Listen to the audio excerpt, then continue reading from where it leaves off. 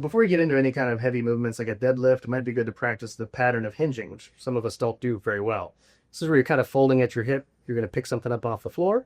And so teaching that pattern can be really important. I'm going to do this with Francisco. It helps to have a broomstick or some kind of other stick at home to kind of use it as a cue so you can sort of feel. And it also helps to do this near a mirror if you can.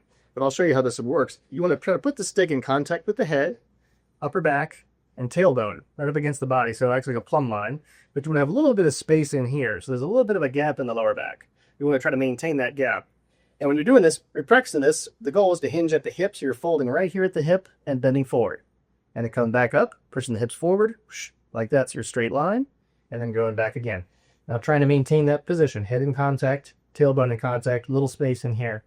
If that starts to flatten out, now you're kind of buckling at the lower back. That's not a good position to be in. So it's something to practice right there.